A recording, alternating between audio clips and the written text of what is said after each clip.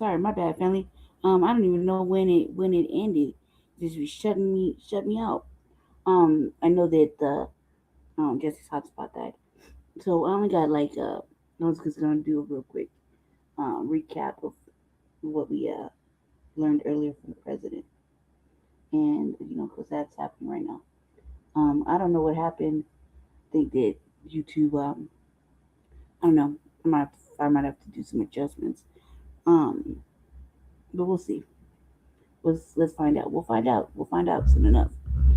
This is gonna be my last little bit. So we're gonna cover Trump. Then I'm just gonna go right back to that Hayden Ross thing because I thought that shit was funny as hell. I might go back into that. But I'm definitely gonna talk about definitely gonna cover the Trump Maduro thing real fast because that's happening right now. You know what I mean? So we're gonna do that. Sorry about that. I'm so sorry. Wait. Yeah, I got kicked out. I don't even know when I got kicked out. That's the whole thing. Grand Rising.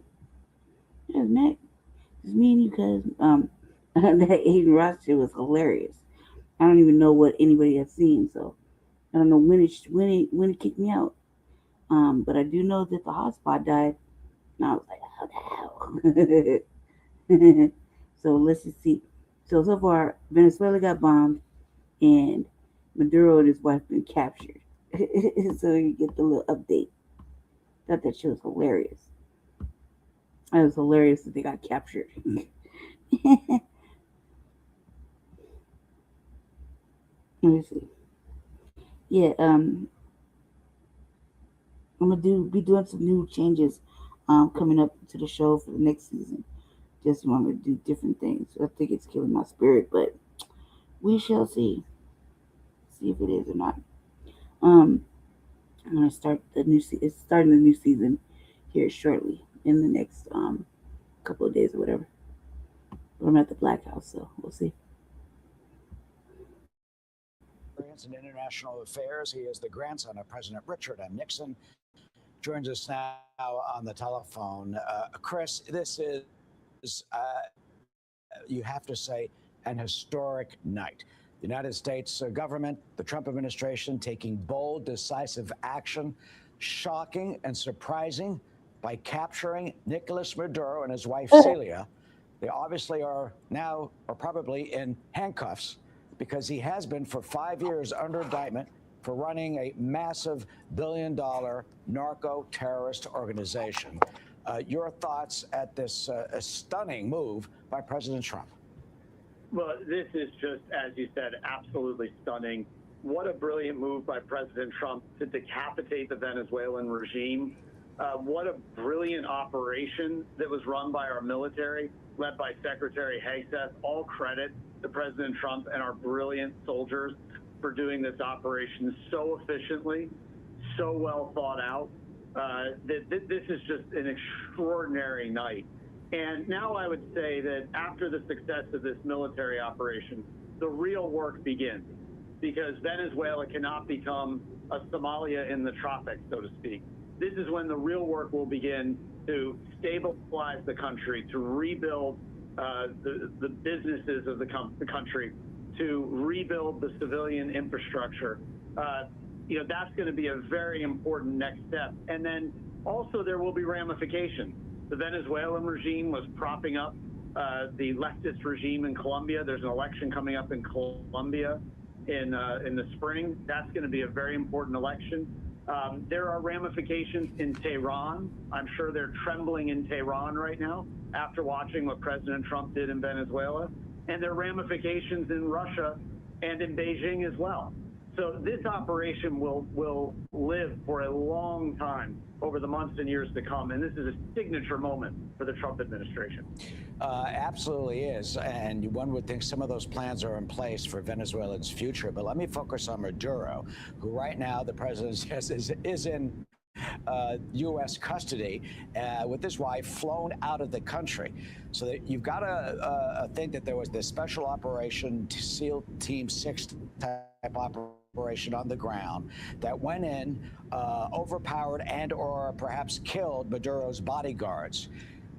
he maybe surrendered, was captured, is now in handcuffs, probably flown to the USS Gerald Ford, and at some point in the next few days may be arraigned in either New York, Washington, or Miami, because the president said that the operation was done in conjunction with the U.S. law enforcement. So in some ways, it's a U.S. law enforcement operation.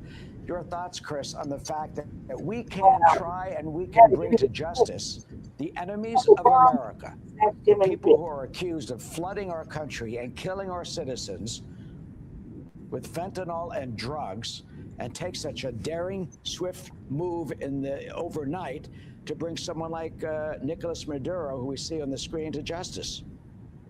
Well, it shows that you can't hide from the United States. Anywhere in the world, we can get you. You never know when it could happen, but it will happen, and we will get the enemies of our country. Anyone who threatens the United States, this president will come and get.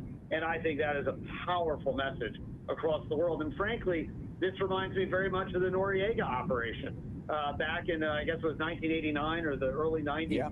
This is just brilliance from our military. What a strong show for what a great move from this president, and just what a shocking turn of events. And let me point this out. It was just a few hours ago that the Chinese special envoy for Venezuela was meeting with Maduro. They had no idea what was coming. And so, that this operation could be carried out in secrecy with our great soldiers in Delta Force or SEAL Team 6 or whoever did it, it is a great accomplishment for our military and for this president. Absolutely. Yet another reason to support and thank our military men and women who are in harm's way, and some were definitely tonight. Let me read you, back in 2020, the original indictment took on Maduro and some top Venezuelan leaders, saying he's not just president of a country, but head of a cartel, the Cartel of the Suns. Maduro has denied that. But at the time, Attorney General William Barr said this: as alleged, Maduro and the other defendants expressly intended to flood the United States with cocaine in order to undermine the health and well-being of our nation. Maduro very deliberately deployed cocaine as a weapon. While Maduro and other cartel members held lofty titles in Venezuela's political and military leadership, the conduct described in the indictment wasn't statecraft or service to the Venezuelan people. It was corrupt Venezuelan institutions to line their pockets with drug money. According to the indictment, Nicolas Maduro is a massive, huge billion-dollar drug boss. And President Trump has taken this astounding action to get him. I'm like, what the fuck? Not crazy. Like, you making cocaine too? I thought that was in another country. I was like, man, me and my brother were arguing about this shit the other day. Well, this is just, again, it is a Venezuela under the Maduro and Chavez regime was a criminal enterprise masquerading as a government. And we have to call a spade a spade. That's what this was. And Maduro was flooding our country with drugs. He was killing hundreds of thousands of our citizens over the last few years. But even worse than that, he was trying to flood our country with criminals, with the worst of society across our southern border to destabilize our country. And the immigration that happened under the Biden administration, where you had gang members, cartel members flooding into our country. I saw it in New York City, where our hotels, parts of our city were occupied. This was a move that had to be done to say enough was enough. And then when you also factor in that Hezbollah and Iran, that Russia, they all had inroads, the Cubans all had inroads into Venezuela. They used Venezuela as a base to do nefarious things to the United States. This move by President Trump has turned everything on its head. It's a great day for our country. Yes, it's amazing how, and you mentioned Hezbollah, and of course Iran and China and Russia, but let me zero in on Hezbollah and the enemies of our country who have had a foothold in Venezuela, including Iran. I was like, now you can really go home. Maduro and his wife ain't there no more. I'm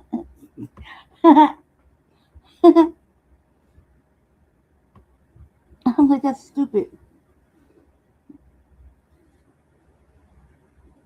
Right. I mean, come on, man. I haven't seen any cocaine in a long time here. It's been like we flooding it with cocaine. Where? No, no. The real answer was I think he was really mad about the motherfucking or fentanyl. First of all, like that shit is made in Mexico or motherfucking China, Mexico or Asia. Oh, they in Mexico really making fentanyl, meth, crap. You know what I mean? They'll make whatever. No sense out there. Um, but fucking Venezuela, no. Man, I was thinking about Venezuela. Remember when he was like, "Come get your people, take your people back," and the bitch was like, "No, we make money off of them being there. They send money back here, you know." Right. So I'm like, I thought maybe that's why he was pissed off because, he had to be outsourcing his motherfucking Venezuela to other countries and shit. You know what I mean? Like Salvador. You know what I mean? He's like, I'm gonna clean the fucking streets up. Tren de la Agua, my ass. His motherfuckers going to see Africa. He's shipping motherfuckers out left and right. And he's like, okay, you don't want your people back? Fine, that's all right. I'll put them somewhere else. But you ain't getting nothing else from us. So I was like, maybe that's why he's mad. Because they sit on the biggest motherfucking oil reserve. All them people that came, they probably got skill sets in like, drilling and shit like that. So it's like, aside from scamming and stealing and fucking up shit, you know what I mean? So it's like, because that's what they were doing. I'm like, all right, so now what? How's that really affect us here with the Venezuelans that are still here? The motherfucking activists is protecting and shit. They're begging for motherfucking food, shelter, and a fucking place to live. You know what I mean? How's that work? Get out of late. Well, Trump bombed your shit and took your president and his bitch. Now you go home. Can you imagine? Can you imagine getting kidnapped? And bomb that shit real quick. Pow pow. And 30 minutes later, the motherfucking shit's like, he's been captured, him and his wife. And taken out their own country. For real? You allowed yourself to get captured? You and the wife? Man. Didn't nobody protect you? Like you didn't. I would be like, man, you got to kill me because I'm not just gonna let you just kidnap me. We gonna fight it out. Like me, I just got, you know, apply. No, fuck all that. You ain't gonna kidnap me. Fuck, how many guns you got? Just shoot one. You know what I mean? Right. This that this that shit that Rizzo Islam was talking about. Where you're like look what we can do. You know what I mean? It's like auditioning. You know what I mean? Auditioning. Look, you don't want to go along with the program? We'll just come over here, blow your shit up, and take you and your wife up out the crib. I'm gonna get what the fuck I want. And like, look what happened. Like, they're thinking, okay, well, he didn't win that election. That election was not fair, right, and exact. So think about the other motherfucking leaders that are running countries where the opposition of the opposition is like, he ain't the real president. Like I'm referring to like talk about my motherfucking Zelensky. You know, like he ain't the real president. He's just contesting the election. You know what I mean? But don't nobody got the balls to fucking contest the elections here. You see what I'm saying? That'd be crazy work. Just think about it. And your wife ain't safe. I don't think he had it in him, really in him. But I mean, just thought about that January 6th shit. I mean, but I really didn't think he had it in him to be like whatever. And then nobody was answering the phone at the White House for like an hour, 2 hours. Nobody knew where he was. I was like, we need proof of life. I don't know why I think that's funny. Yeah, this is auditioning like shit. You don't want to like, and that's really bad because he was pirating, taking their ships, bombing their motherfucking little boats and stuff. And I'm like, what, drug lord? Maybe if we were in the other countries that actually have the plants to make cocaine, like maybe that might work out. But you talk about this is like biggest motherfucking oil, like the good oil. You know what I mean? Just like laying on the water. You know, impoverish the people. You mean you can't do nothing with it? You have mad resources, but nothing works. Watch the whole documentary. Motherfuckers living mad poor, just sit with the oil, just sitting there, just like on the water, like nothing. Crazy. Right, right. You allowed yourself. That's even more. That's even more punk shit. Like all that shit you was doing. You know, having motherfuckers being scared of you. You allowed yourself or your wife to get fucking took up out your own country, cause nobody knows where you are really, but they know you going to jail. That's crazy. I never like captured. No, they're gonna say you died. Like captured. What the fuck? One thing you came over here and did this fuck shit in the middle of the night. Do you think I'm gonna let you capture me too? And I'm just gonna go willingly? I don't care. Shit, you have to work for it. Like no. Dead way. I'm gonna lay down and lay dead. Like we gonna tussle. We gonna do something. But for gun go accidentally go off. I'm gonna just let you take me and then take my mate too. What's the defense? I'd be thinking everybody's about to get raped. Who's fighting? Who's fighting? The fact that this little while laughing about it, this is just hilarious. Just because he got captured, like, why you take them out their country? And the whole time they're like, they try Venezuela just like they want to work with the U.S. I'm like, I think it's a little late now. Apparently, Trump had other plans. And Russia, thanks to Nicolas Maduro. What does this do geopolitically in terms of their ability to strike at us and or use Venezuela as a launching pad as they have over the past number of years now that Maduro is apparently gone? Well, we cut the head of the snake off. And that means that now Hezbollah will not have sanctuary in Venezuela anymore. You have to believe that the people of Venezuela know that their country in the last generation has gone from being the most prosperous country in Latin America to being one of the poorest. And so I would think the people of Venezuela will be very happy to take control of their destiny and to kick out Hezbollah, to kick out Russia, to kick out the enemies of the United States, because at the end of the day, the United States is a much better ally, can do much more for the people of Venezuela. So I think this is going to be a turning point geopolitically. And I think Hezbollah is going to have to find a new neighborhood to terrorize now, because there's a new sheriff in town and it's President Trump. So this is going to be a big victory, a big blow against Hezbollah. But also don't discount what this says to Russia. This says to Russia that President Trump is serious, that Russia can't meddle in our hemisphere, and it also sends a message to Russia that they better be serious about peace in Ukraine, because President Trump has dealt with Venezuela, and the next one he's going to deal with is Ukraine.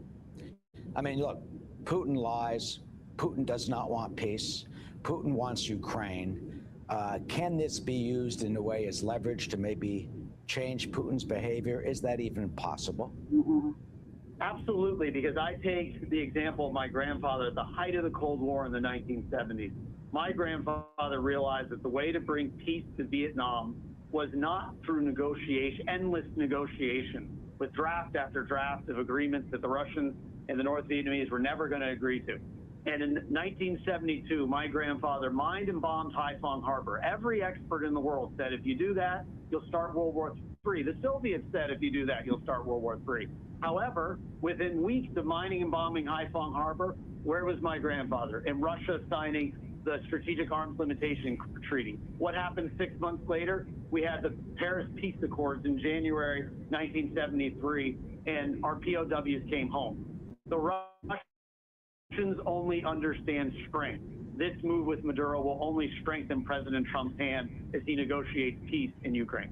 I want to point out, as the screen says, you're listening to Christopher Cox, who is President Richard M. Nixon's grandson and who has been involved in political affairs himself. His father, chairman of the Republican Party in New York. And you point out that you and your mom, Tricia Nixon Cox, went down to the White House recently and met with President Trump. Do you have a sense, mentioning what you just did, that President Trump has an understanding of history and maybe takes a page in international affairs from your grandfather's playbook in taking this type of action? Absolutely. President Trump is a very studious, studies history very closely.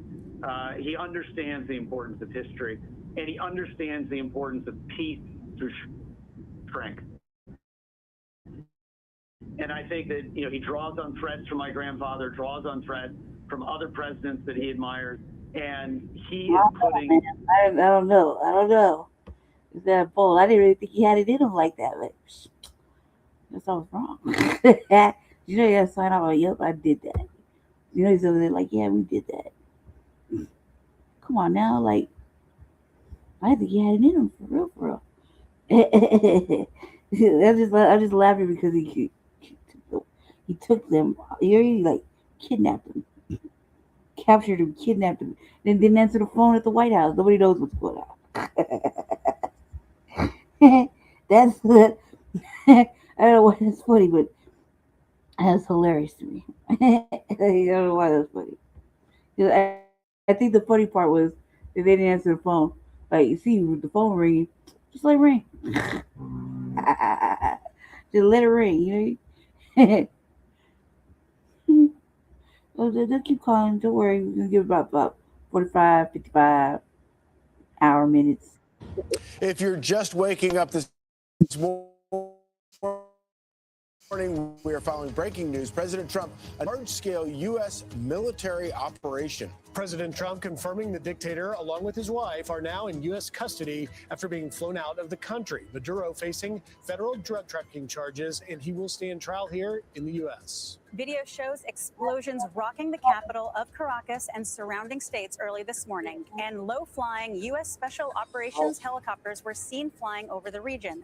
President Trump, who's calling it a brilliant operation, is expected to address the nation at 11 a.m. Eastern from Mar-a-Lago. Lucas Tomlinson joins us now from West Palm Beach, Florida, where the commander-in-chief has been spending the holidays. Good morning, Lucas. Good morning, Charlie. This is what we know. In a daring operation under the cover of darkness at 2 a.m. local time in Caracas, Special Operations Forces, likely the full Silver Bullet package, the National Mission Force, that would be Delta Force, the 75th Ranger Regiment, and perhaps SEAL Team 6, were launched from helicopters of the 160th Special Operations Aviation Regiment, the Night Stalkers, to assault the compound where Venezuelan leader Nicolas Maduro and his wife were sleeping. President Trump confirming the operation in a post on Truth Social. I'll read it for you guys. Posted earlier this morning. The president said, quote,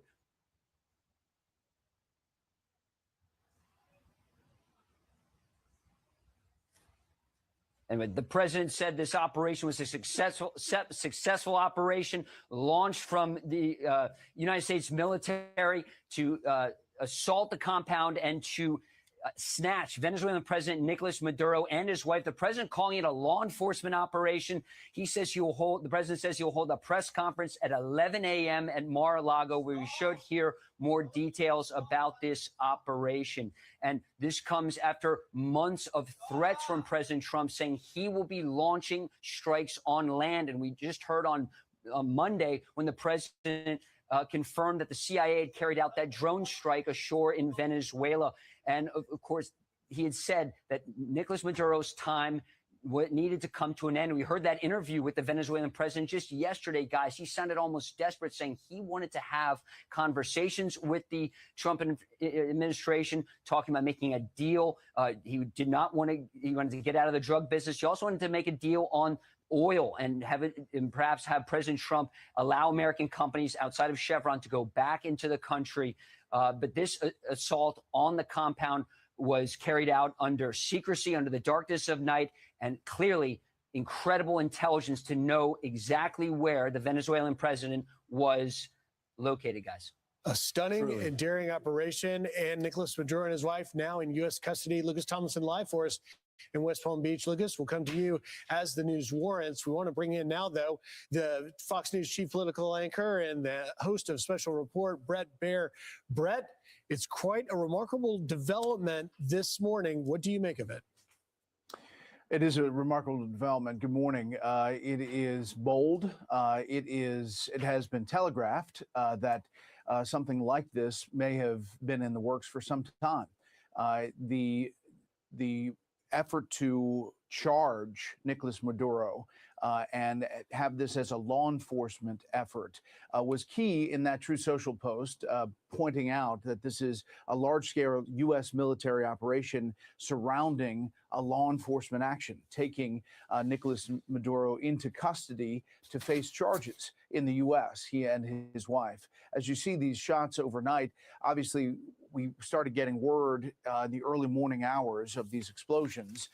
And as time went on, it became evident that this was a large-scale operation, largely designed to protect the special ops mission that Lucas Tomlinson just talked about, and this essentially a snatch and grab operation.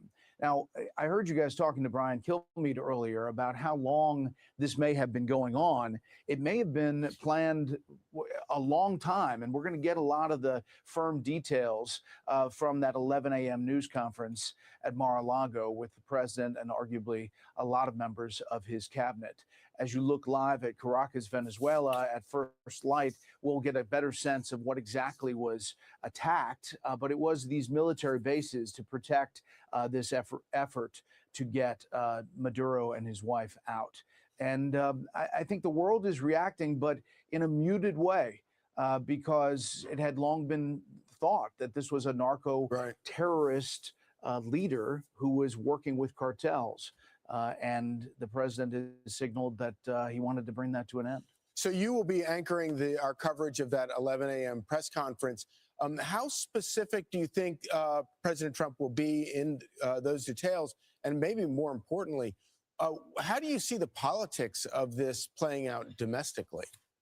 Yeah, you know, I think he'll be pretty specific because there are a lot of criticism already on the yeah, exactly. He likes the win. He already talked briefly to the New York Times overnight in a phone call right after the Truth Social post, saying it was a huge success. I think we'll hear a lot more about that and the specifics of the operation.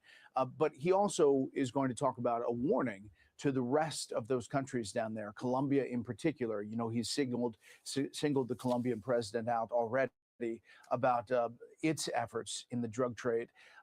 This is a different operation. There was already a lot of political upheaval inside the MAGA movement and on the right that we were going to get engaged in a long battle and a war on a country that, much like Iraq, we just shouldn't be on the ground long term. It is have their own country deal with the problems. The president, in a speech in Saudi Arabia, talked about that America First policy and how he sees it through his eyes. And he said, we want to help you, and we want to make sure that you're good to us, in not so many words, but to not be the occupier. And I think that is what we're seeing here. The scale of this operation, pretty limited. Bret, this precise and extremely swift operation is seemingly very successful, resulting in the capture of Maduro and his wife being flown to the United States to sit trial. But if the remaining regime is still in place, will this still be considered widely successful in 48 hours? I mean, what is it on the United States to ensure that this regime does not stay in power? Yeah, that's a great question. I think there has to have been some groundwork with people on the ground You have heard that the CIA was on the ground in Venezuela for a number of weeks. Obviously, the armada that we've seen surrounding Venezuela by the U.S. military has created its own pressure and tension. But my guess, and I don't know if we'll hear about this at the news conference or not, is that there have been discussions on the ground with the opposition forces as well as people inside the current regime. There has long been this wish on the ground in Venezuela, all the way back to Guaido and others, that the elected leaders, the actual elected leaders of Venezuela, take over and take control. So there has been an effort to prepare for that for some time, and I would assume that the U.S. is well aware, if not a part of those efforts. You know, walking that out just a little bit, Brett, so the only really communication we've gotten from the current Maduro regime in Venezuela after this strike is, and in this operation, is the Vice President, Delcy Rodriguez, went on state TV in Venezuela and demanded proof of life, saying that the whereabouts of President Maduro and his wife were unknown. We obviously know where they are, but that is his reaction. And in Venezuela's constitution, power passes from the president to the vice president.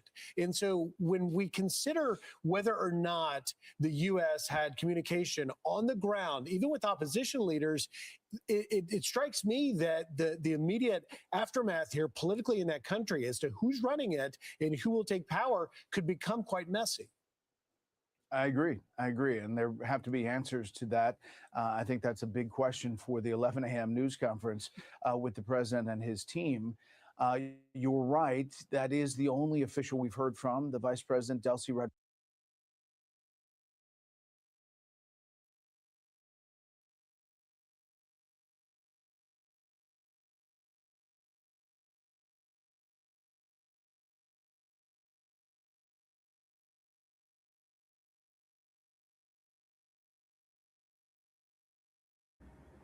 Yeah, you ain't lying. So it's great. This is a CBS News special report. I'm Carissa Lawson. President Trump just announced on social media that Venezuelan president, Nicolas Maduro, has been captured and flown out of the country. This comes a few hours after the U.S. hit Venezuelan military targets in Caracas, the country's capital. Here is the social post in full. The United States of America has successfully carried out a large-scale strike against Venezuela and its leader, President Nicolas Maduro, who has been, along with his wife, captured and flown out of the country. This operation was done in conjunction with U.S. law enforcement. Details to follow. There will be a news conference today at 11 a.m. at Mar-a-Lago. Thank you for your attention to this matter, President Donald J. Trump. Our Washington correspondent, Ann O'Keefe, is joining us now by phone to tell us more about this. What are you hearing from the Trump administration right now? Well, what we've heard is essentially what we've read. The statement from the president just a little while ago, quite stunning, that the United States has removed another country's leader and his wife, presumably forcibly against his will. Can't recall this ever happening, at least in modern history. The president, they're interestingly saying this operation was done in conjunction with U.S. law enforcement. But just in the last few minutes, CBS News has learned Maduro was captured by Delta Force, the U.S. military's top special military or mission unit. This is the same unit that was responsible for killing al-Baghdadi, the ISIS leader, back in 2019. This is an elite unit of the U.S. Army that was involved in this strike or this operation here overnight. This began a few hours ago with apparent explosions over the skies of Caracas and other parts of Venezuela. And the president had given the U.S. military the green light to conduct land strikes inside Venezuela days before this actual operation. Two U.S. officials telling CBS News that they had discussed conducting the mission on Christmas Day, but U.S. airstrikes in Nigeria against ISIS targets took precedence that day. The days following Christmas opened up more potential strike windows to the U.S. military, but the operation's been held up for several days due to weather conditions over Venezuela. And the U.S. Or the officials tell CBS News that the military had wanted weather conditions advantageous to mission success. And for those of us who had been anticipating something might occur and wondering why they were so hung up on the weather. Perhaps now we understand if this element of capturing and removing Maduro and his wife was in fact part of the operation all along. Already overnight, we've seen some pretty swift and fierce political opposition to this from Republicans, notably, and Democrats, among them the Utah Senator Mike Lee, who's been saying that there are questions now about sort of the constitutionality of this and why Congress wasn't consulted. We know, for example, the Senate Armed Services Committee saying nobody on that committee was informed about this beforehand. So there'll be all sorts of questions about why the Trump administration wanted to do this, why it felt compelled to do it now. And it comes amid swift or widespread public opposition to these operations. CBS News has polled this in recent weeks and suggested as many as 3 in 4 Americans believe Congress needs to authorize any kind of military operation like this. Widespread misunderstanding or a belief that the Trump administration hasn't explained why this is necessary. And so the fact that the president now is holding a news conference at 11 a.m. this morning at his Florida home perhaps will start filling in some of the details. But certainly there are big questions politically here in the United States, and certainly there will be around the world. We should point out the Venezuelans, the Cuban government, the Colombian government this morning calling on the United Nations and the Organization of American States, which is a hemisphere-wide body that deals with these kinds of political and military issues, should convene in emergency sessions to condemn this. And there are going to be widespread concerns around the world about the idea that the United States would go into another country, forcibly remove the person in charge, and whereabouts unknown at this point. Now, this was a very swift military operation, Ed, with Maduro now being taken out of the country, as you've been talking about. What is the future of Venezuela at this point? Well, that's a big part of this, and a big part of the concern, certainly, that policymakers in Washington will have and the rest of the world will have, is if you remove him, Maduro, someone who had flouted election results that were held in recent years in Venezuela, and you leave a vacuum there, either for the opposition government to be formed or for military leaders to lead it in the meantime, then it has the potential to create incredible economic, political, and security instability across that region. Remember, it's one of the largest oil producers in the world. It has been the source of waves of illegal immigration towards the United States in recent years. And there's been a real concern that further disruption of the government, of the economy, an economy that's already in shambles, could cause, mass migration out. Already overnight, we're hearing the Colombian government, for example, mobilizing military forces along its borders, concerned about the potential of an exodus of Venezuelans yet again. And there will be great question about who took Maduro or where he is. Is he here in the United States facing charges? Is he headed to a third country? There have been talk in recent weeks that perhaps Turkey, for example, would provide him safe haven. He's close with President Erdogan of Turkey. Will he, if U.S. law enforcement, as the president says, is involved, was he removed to face charges in the United States? If that's the case, then we're looking at something like General Manuel Noriega from Panama back in the late 80s, early 90s, when he faced charges here in the United States. But you're right, there'll be grave questions across Venezuela this morning. Who's in charge? Is the United States helping prop up somebody else?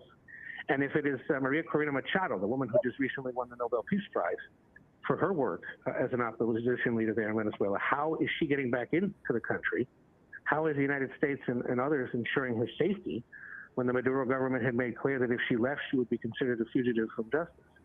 So all sorts of big questions like this, and just most especially on what legal or national security grounds does the United States feel justified in conducting this kind of strike? The president, his team are going to have to answer for that in the coming hours and days, because Washington's demanding it, because polling would suggest the country's demanding it, and because the world's going to want to know.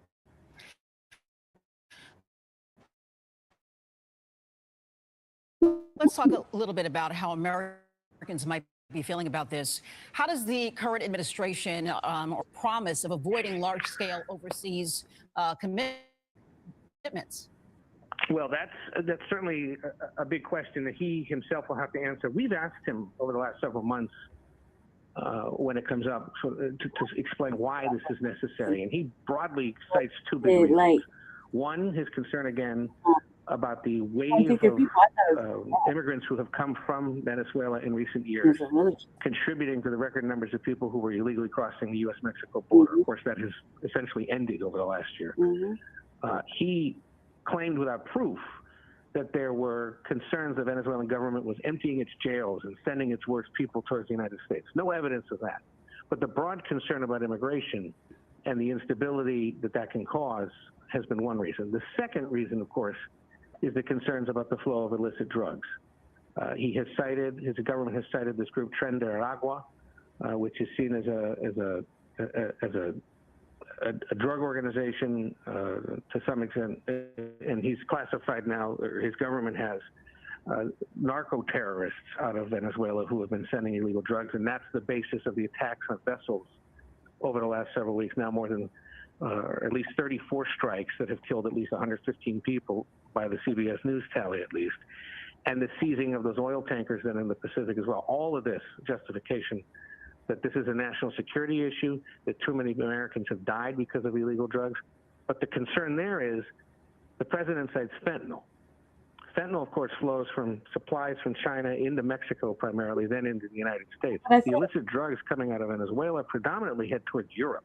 And so many of the president's critics have said that even isn't justification for what you're doing if you're concerned about drugs, because most of Venezuela's illegal drugs never get to the United States.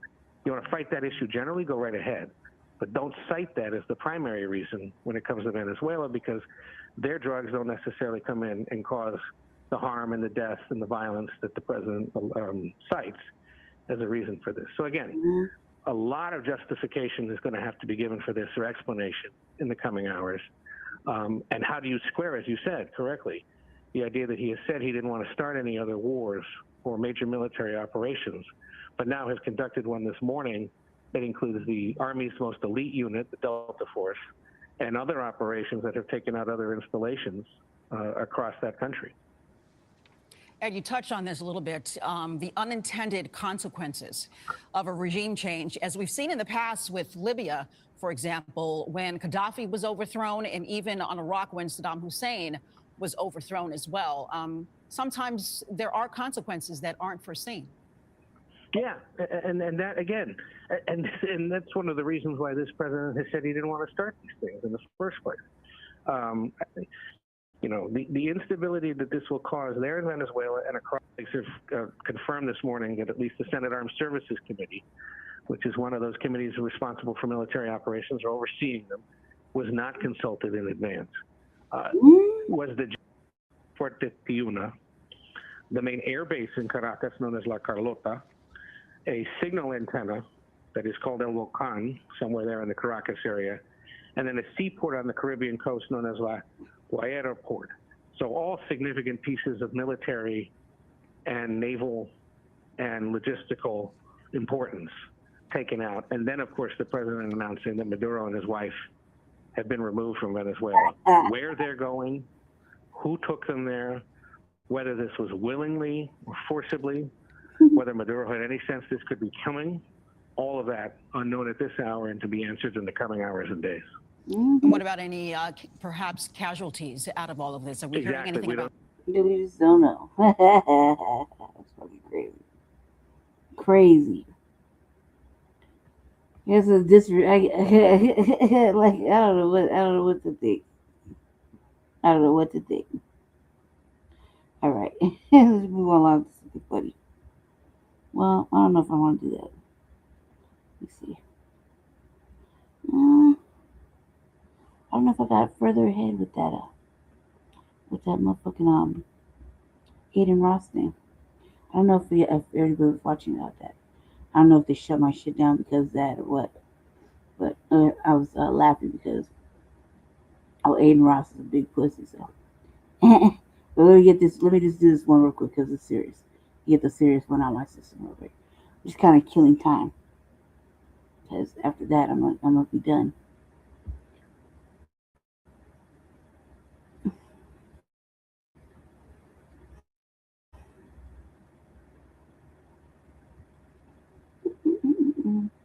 all these quiet little ads. New details now on a developing story. 3 family members accused of starving and torturing an 11-year-old boy in Moab. News specialist Garna Mejia is tracking the latest developments on the case. And Garna, this case is one of the first to be charged under the new child torture law, I understand. Yeah, that's right. That new law makes it so that exceptionally cruel and depraved crimes against children have a 10-year minimum prison sentence if someone is convicted. Sadly, police say the child's abuse in this case was so severe it fits this criteria. In heinous situations where it rises well above child abuse. Today, Moab police arrested 3 people, accusing them of child torture. Police say the 3 severely abused and starved an 11-year-old boy who lived with his stepmother, Jennifer Perkins, father, Jeremiah Perkins, and stepbrother, Jonathan Jarman. This kind of first came to our attention in mid-October. Police say staff at the child's school raised the alarm. They had removed him from school at the beginning of October, and under the guise that they were going to homeschool. But according to police, homeschool paperwork was never submitted, leading to concerns of educational neglect and psychological abuse, since the boy had been wearing T-shirts to school with, quote, a non-favorable depiction of his mother printed on them. 2 weeks after a DCFS visit, police say they were able to remove the boy from the home, and they had enough for a criminal investigation after learning the boy was being kept in a dog kennel. It was clear that he was way undersized, very thin, skeletal even, was found to be severely malnourished and had lost 13% body weight. Charging documents allege the boy was being fed only vegetables and rice. He started eating Tums, Dayquil, and toothpaste, causing him to get sick. But his stepmother, a hospital employee, didn't seek medical attention because, quote, she didn't want anyone to get in trouble. The boy was also allegedly hogtied and placed on a cold vent. This and other evidence police say helped to charge his family members with the new crime of child torture. Treating a kid like an animal, putting him in an animal's pen, withholding food as a form of punishment. Those are awful things. Eric Clark prosecuted the child abuse case against Ruby Franke and Jody Hildebrandt and helped advocate for a new child torture statute that became law this past May. He wishes it had been an option in prosecuting Franke and Hildebrandt. 100%. I wish it had been in place. With this Moab case being one of the first to use the new statute, it is serving its purpose to protect children and hold their abusers accountable. The important thing was we got that child removed from that dangerous situation very quickly. Then we were able to take our time, be meticulous, and now 3 people who deserve to be in jail are in jail for serious crime.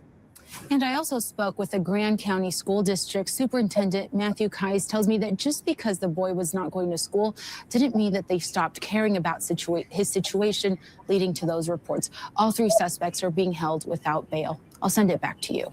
Yeah, such a disturbing case there. Thanks a lot, Garna. Fucking crazy, man. My call up, man. Mute up. Mute up. Horrible shit to individuals or to children, you know? That's like, Okay, so I think I'll play like one more. And then I'm gonna go. Maybe like 1 or 2. Aiden Ross, man. Aiden Ross has been fucking around doing the most. And right before the last one ended, I went Lopes threatened his ass. That shit was funny as hell. It made me laugh. So I'll clear that up the other thing. One more. So, you basically let him know. He's like, well, yeah, you're just a little white boy, basically. And the culture of vulture and shit is about to end. So, you're going to stop doing that. That shit was hilarious. So, I thought we'd catch everybody a little bit. So, all this shit's happened, like, within the last day or so. Last couple hours.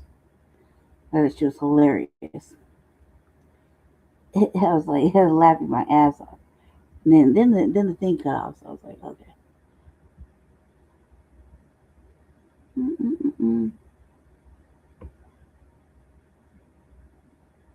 Let's see. Deutsche has responded to a lot of hate and criticism she's received for being called a plant. In a recent song featuring SZA, or a song she's featured on with SZA, she addresses the plant allegations, and she also kind of takes aim at Aiden Ross. Family, how do y'all feel about Deutsche? Let's read this. All that industry plant whack. I see it on the blogs. I see you in the chats. You suck every rap nigga D from the back. But what's the agenda when the it girl BLACC? Y'all can't fathom that I worked this hard, and y'all can't fathom that I earned this chart. These niggas misogynistic. This was later on. I'll address it on the album. For now, let's sink into the fact that hate don't make you powerful. Family, I'm gonna be honest with you. I must disagree with Deutsche here. I still think you a plant. Let me explain. Family, Deutsche, let's go through it real quick, man. How many Grammys did Deutsche get her first round out? And I'm gonna explain why people think you're a plant, okay? Deutsche made history at the 2025 Grammy Awards by winning Best Rap Album for her mixtape, Alligator Bites Never Heal, becoming the third woman ever to win this award. Let's speak about her winning Best Rap Album off the bat. I can't tell you one song off of Deutsche's album right now currently. Not only that, I would say if it was just a me thing, no one I know, no one you know is playing Deutsche. Let's be honest. You've never pulled up to your friend's house, your family's house, or whoever you kick it with, and they had the Deutsche playing in the background. Stop it. We say Deutsche is a plant because she's getting amazing looks without anyone knowing really who she is. That's a fact. No one knows a lot about Deutsche. She popped out with TDE, and she dropped a mixtape that won Best Rap Album of the Year, something that when they speak about women doing, you're speaking about Lauryn Hill. Who was the other woman to win a Best Rap Album Grammy? This category was introduced in 1989, and 3 women have won. Who are the 3 women to win? We know 2 of them. We just need that third. Oh, Cardi B. Very deserved as well. Very deserved. Look at the 2 names we got here. Now, Lauryn Hill is considered just the queen of hip-hop, right? She's just anointed as one of the greatest to ever touch a mic in hip-hop. That's a fact. Cardi B, 2019, what was the name of that album? It's definitely a classic. It had the I Like It Like That. It had the Be Careful With Me. It had, it had everything on it. It was an amazing album. Deutsche, again, gets called a plant, not just by Aiden Ross. And I think it's even a angle to go at Aiden Ross. Everybody's saying it. But of course, you pick out the white Jewish guy who is easy to throw racism and being hard to be a black woman and all this kind of stuff on top of it. I get it. But Deutsche, he is not the only one. No one is bumping you. That's the truth. Oh, she only got that one? It was just Best Rap Album? Again, I did not agree with the award going to her as well, if I'm just being honest. Without malice, without hate, it's not that people are hating on you. It's not that people have something against you. It's literally the simple fact you haven't been around. You don't have a #1 hit. You haven't been #1 on Billboard. That's something that you would, and okay, you can say Killer Mike, right? Killer Mike got Best Rap Album for Michael. Again, at least when we're speaking about a Killer Mike, it's a guy who's been in the game literally 20 plus years. He did drop a great body of work. It was also a low year. Nevertheless, in no way, shape, or form did I think Deutsche deserved the Best Rap Album of the Year. And family, if we being honest, Deutsche is not even the best female artist out right now. She's not. She's not. If you want to say lyrically, she may be able to put the best bars together, okay, I may go for that. But the best lyricist has never equated to Best Rap Album. Never. You got a Glorilla who shines way brighter than a Deutsche. You got Sexy Red. Let's be honest. She makes hit music.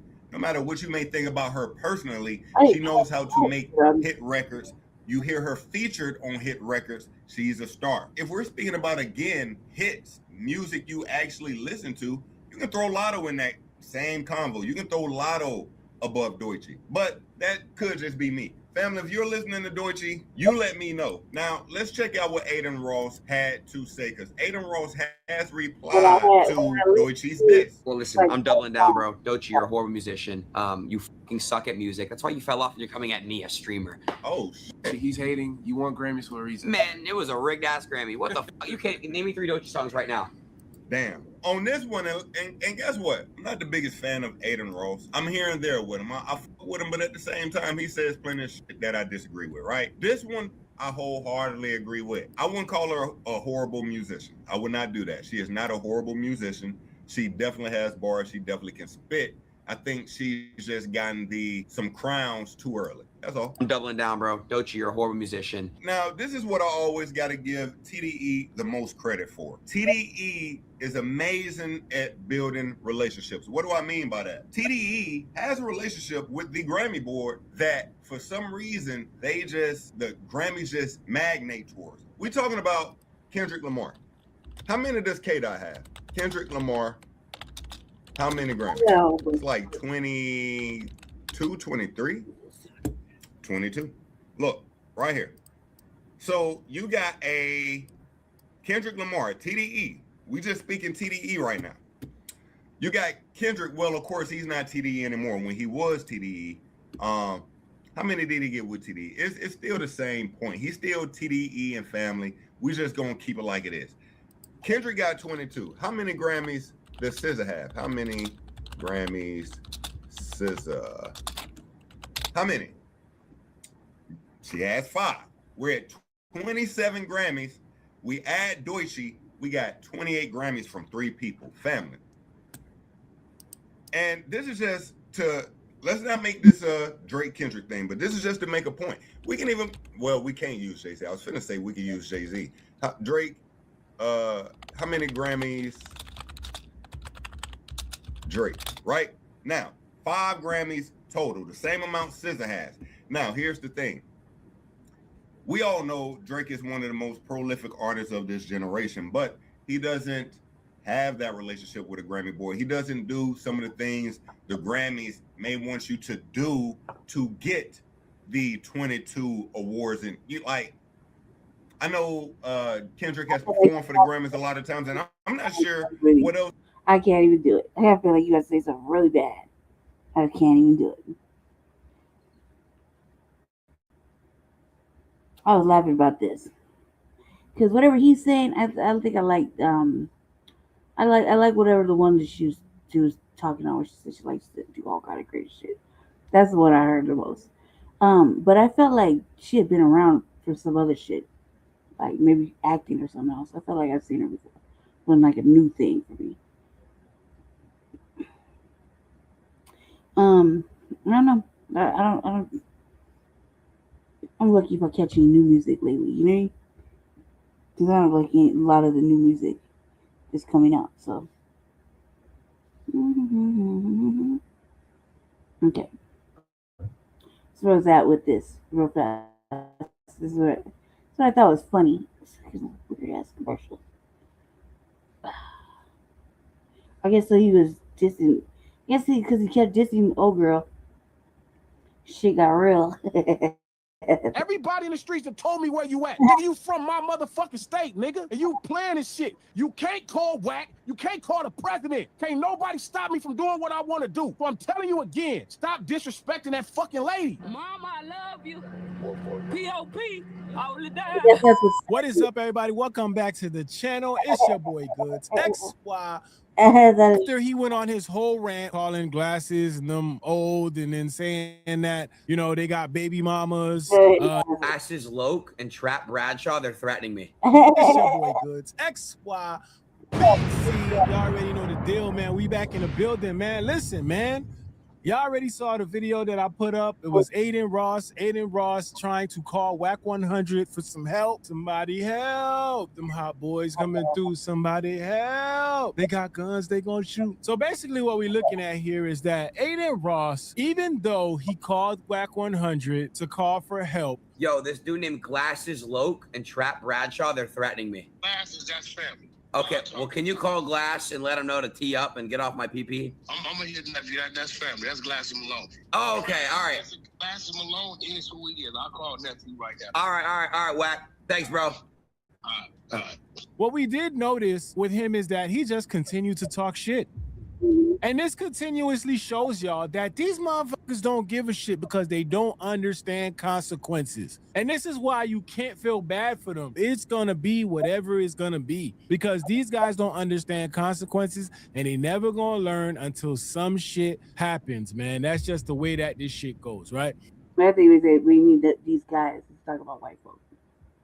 So after he went on his whole rant, calling Glasses and them old and then saying that, you know, they got baby mamas, you know, they ugly, that's why they wear glasses, you know, all the stuff you would expect a streamer like Aiden Ross to say. Well, Glasses Malone came back and Glasses Malone basically is saying, Whack can't stop me.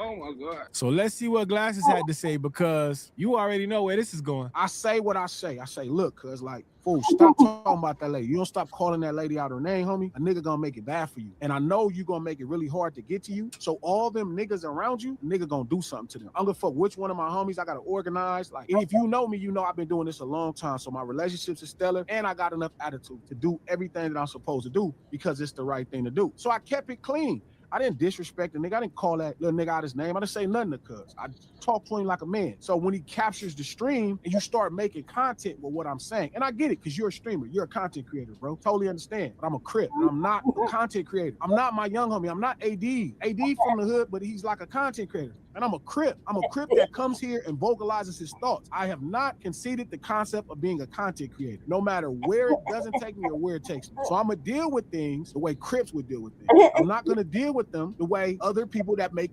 And I was laughing because I was like, that's correct. That's I can relate to that shit all day long. When he said, I was like, yep, that's my type of Crip. Yeah, like you'll hear me say that, I was like, he ain't my type of Crip. I mean, there's a lot of off-brand shit going on, right? But that's that California behavior right there. I said you go okay. A big difference. I ain't them. I'm this. When he said it was so confident, it was like, and I was like, I can dig it. It's like I relate. You hear me cousin all the time. Like, don't get me mad. I'm like, cousin. I'm different. I would have done one of these. You hear me? Maneuver differently. I don't care. And basically, motherfuckers think they're untouchable, right? So, and when he says next, it's just the best shit ever. Because it need to be said. Content which you deal with things. And I think that's one of the things that Aiden kind of needs to understand. And not just Aiden Ross, like people in general. I think when people see content creators, they see streamers, they get this idea that, oh, that's just another streamer. When the reality is, Aiden, y'all started with streaming shit. This is where y'all come from. This is how y'all were introduced to everybody through fucking streaming. When you got other people who was doing shit before they started streaming. So this is where the shit gets confused and you could really... Right. I'm like, that's why when we have these little discussions, I was told I have to do this and that for the show. I was like, what? You taking my asses? Because, like, you taking everything, like, this lively about me out of the shit. I was like, oh, fuck it. Man, you taking my spirit out. Like, I'm not, like this. I'm like that. I'm outside. Like, I'm trying to change it. First, okay, I talk like this. Now I can't talk like this.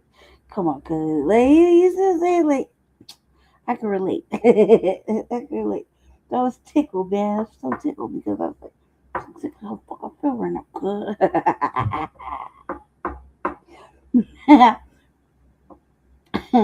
Yeah, like, not all of us are content creators or whatever, right? I know it's just somebody making this and that. Some of us just been active. Just do better actively. Stop. It's just hilarious. It made me feel better. Sorry, I ain't go front. I was really upset. Tell that. your head up trying to around and dabble in a world that you got no business in, trying to bring your streaming rules into that shit. That's why you have somebody like academics be like, oh, Right, you can't. Those two lines will cross. Like, you can never really. Like, I can't. Like, I'm too. This is institutionalized. I'm not really. I just am what I am, right? I am what I am. Built differently. I'm just different, right? This guy is so critical, man. So ugly and critical. What he said. I'm like, man, whatever. Just let me just show whatever. Cause let me just try it your way. Like in my mind, it's like, you just taking the spirit out of me again. Like you just taking the spirit. Just gave me hope. I had a little hope right there. No man, it made me laugh. Oh, we just potting. We potting. On the Mano pull-up list, Mano, this is all potted. Bitch, we don't want to hear the dyke bitch that's a white chick, come from Philly, nothing attractive, just saying a bunch of dumb shit, limited knowledge and limited vocabulary. Any of y'all niggas get mad? We're potted. Your world is the streaming world, but you got to understand there's people that come from other worlds that step into the streaming world, whether you like it or not. And the way that they rules built, they don't abide by the same rules that you abide by. And this is where the problems come. And this is why you have somebody like Aiden Ross running to a WAC 100 for help. And then when it turns out that help can't help you, then what? Don't look away now. Don't get shy now. That's the problem, man. Hey, play stupid games, win stupid prizes. We know how it goes. I mean, I'm going to deal with it differently. AD is cool. AD kind of sees a value in all of y'all. I don't. I understand that the culture is everything. That value word is very important. We gonna revisit that. So I'm gonna deal with it this way, right? So when you make your video, right, and you immediately start to insult, that don't bother me. I ain't tripping, bro. I'm a grown ass man. Like, I don't care about what no nigga. If you don't think I'm a handsome nigga, cool. Okay. That's all good either way. I'm not gonna cut you think you cute. I'm going for 2 weeks. Y'all got us getting called ugly. And nigga talk. Yo, bro. I said, I'm going for 2 weeks. Y'all got them calling us ugly out here. That's what. Oh, listen, bro. The nigga said we ain't cute, bitch. So, right? And like, whatever. Like, I was like, and like, cause you's a man. Like, I get to fuck what you think. You fucking think I'm handsome? You better not be looking at me like that. That's an extra violation. You fuck what you think. You can wear glasses. You think I look like this? You go ahead and test my motherfucking spirit and see if I'm a lame. Cause I don't care if you think I'm ugly. It's just hilarious. Sometimes the way we say we handle shit is just funnier than the actual action. You don't think she cute? Looking at it. Nigga said y'all ain't cute. Go ahead, keep going. I'm not cute. Get your thing back. Right? So whatever, cuz like, right? You doing all of that. Cool. All right. I don't care about that, bro. Like, I'm not tripping that I'm not attractive to you, boy. Like, that's cool.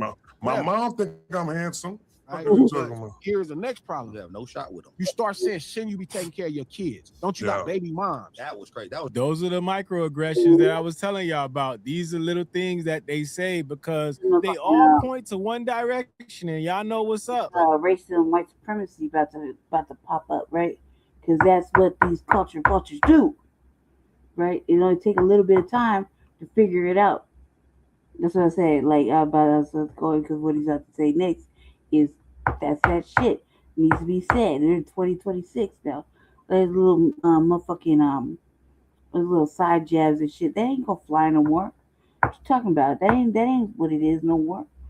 These little microaggressions, these motherfucking certain things are just like, look, we're pussy when you do it. You know what I mean? Like really bad. Like it's really bad. It's really bad. So. Like those kind of things are horrible. They're horrible things. So yeah, it's a little microaggressions. It's about to get real because it needs to be said.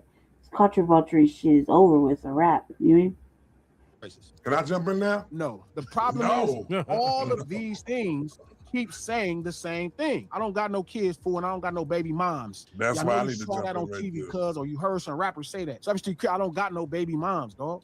Stop talking to them, and that's the problem. That's exactly why. So then your next step is to call whack. Your next step is to call whack, because you think whack, that's your man. Whack is not gonna stop me from doing what I want to do. That's just not the relationship. He's not. He know I'm gonna move on whatever I'm supposed to move on the right way. So he can talk to me. It makes sense. He's not gonna stop me. Y'all could already guess what Wack probably would have said. Yo, yeah, leave the homie. The homie don't really know what's going on. You know, it's all content. You know, he just trying to do content. He really cool. No. We need to stop doing this. It's only content shit, man. Like, listen, people get on here on these streams, and me, myself included. We talk about our opinions. We give our opinions, our takes on certain things, but there's a level of disrespect that you don't go to. Yeah, we crack jokes, but the stance that Glasses is taking is a stance that's very important within this whole entire space, and not just this space, but period. Too many times we have these people just straight up disrespecting, and then also on top of that, disrespecting women. Dyke looking bitch on Joe Budden podcast. Like, is she piling on? Like, ho, we don't know you, shorty. Nobody on the West, not Wack, not Big U, not Top Dog, nobody is gonna stop me from doing what I'm supposed to do, because they know I'm doing the right things. So he could say, hey, G, and I don't know, this could get you in trouble. The difference with me and most of the people, I got no reason to, I don't give a fuck. Like, even in his fucking thing, he like, you know, I'm just gonna call the police. Police come after crimes, man. Thanks. I imagine being Aiden Ross, so you hear that part, you're like, oh shit, he's right. You're damn right, bro. They come after the shit already went down. You feel me? But this is what they do, man. They all cowards, man. They hide behind this bullshit. Slap you up and I do something to you, they coming after. What in the fuck make you think if I'm saying this on this fucking camera, nigga, I'm not running. I'll be right there when they show up. I done been to jail for selling drugs, punching on shit, all kind of shit. And I was just fine in there. You think I'm not gonna go to jail proud that I slapped your stupid ass in the face because you keep calling this black lady a bitch on this motherfucking thing in front of the public? What in the fucking world? I don't give a fuck which one of these people you think you cool with. I don't give a fuck if you cool with the president. You're not, y'all, I don't know what the fuck that happened to where y'all exist in this space, bro, and y'all keep doing this old punk ass shit. We all ain't streamers. The issue is there's enablers out here. That's the issue. You see it because he knew exactly who to go call. He called the person that he felt could help him get out of whatever situation he felt like was going to come out of it. That's why he felt safe to talk. That's what I'm saying. That when he say y'all or them, he referring to white folk like Vlad, Adam 22, motherfuckers like that eat off the culture. So they feel too comfortable because they've been hanging out with some other off-brand melanated individual. I think they better or whatever. Who said something? One of them brought them over. They think they're just so comfortable in disrespecting. So comfortable, right? And because they're on like a platform like that, you know, like for example, you're gonna go no jumper, all of a sudden, no jumper, the motherfuckers were like just making the looks look really bad and really like that's what we're doing now. Like we weird like this. I mean, I was asking questions like, I don't know, man. California, I don't remember the looks. Like, you know what I mean? It's like one thing's jail, is another thing that's out in the world. Like, they're like, come on now, doing the most, do too much. I'm like, you're just doing too much. And they get over there on these little platforms and get like, you know, they let the money talk or whatever, money come from like a motherfucking off brand like Adam 22 or Vlad or whoever. You know what I mean? They got them spilling their guts, and next thing you know, they're going to jail or somebody do them dirty and shit. You know what I mean? Because they went over there, told their little tales, and all of a sudden somebody's like, "Oh, you in the area? All right, you know you in the area. Look, go ahead and handle that real quick." You know what I mean? So, yeah, you can't run. You like whatever, right? So these are the kind of things that they get a pass, right? Because you know, these people have platforms. They can go ahead and treat black people however they want, like exploit them basically, and eat off the culture. And the culture in certain areas is having young motherfucking brothers or whatever expose themselves for, like, expose their who they are for a fucking couple of dollars just to get through it. You know what I mean? And they make them on the premise that they're gonna elevate. And they don't elevate nowhere. They don't get no, like more albums. And they don't have like their career don't take off. They're just stuck in a like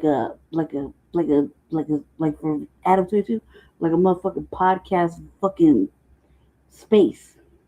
You did? Where Vlad, you got a guarantee of either going to jail, or prison, going back to prison. Everybody in the street looking at you like you was a snitch, and or that you sat down with the motherfucking feds, took his bread, exposed your secrets. Now you gonna go to jail, or somebody, one of your fucking enemies, gonna be watching this shit and just catch you slipping. Like it's happened a few times. You know what I mean? It's either indictments or motherfucking death. It's not, these are real things.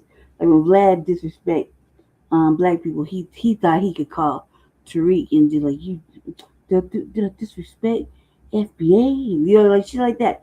Like, come on, cuz, like, that's what you think that's really gonna save you at the end of the day. We already know that, nobody's gonna mess up their bag, but we already know at the end of the day you a culture vulture and a motherfucking you eat off the culture, and you eat off the worst type of shit. You eat off the plight of the situation, the worst kind of situation, the depravity of it all. You know what I mean? The what I had to do to get to it type shit. You know what I mean? And you have that shit exposed, and not everybody looking at it like, oh, like looking up to it, because these motherfuckers never evolve. They never elevate, especially like on No Jumper. You know what I mean? Nobody ever elevates and goes somewhere like higher, like a record label, a record album, and sell more shit. No, they're stuck in a vacuum. Dig?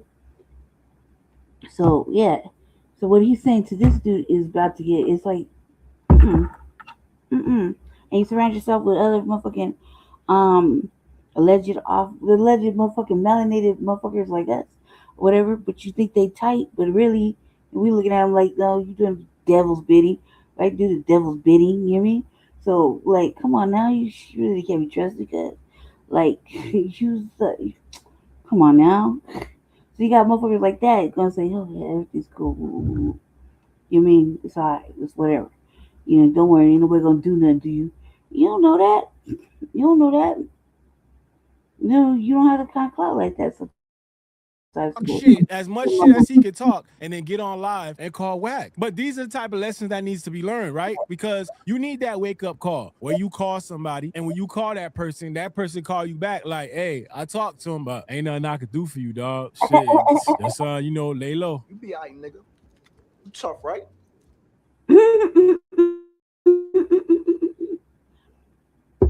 I guess you did. I was like, oh, how your hands? Dude, what you gonna do about that? You obviously can't get no help.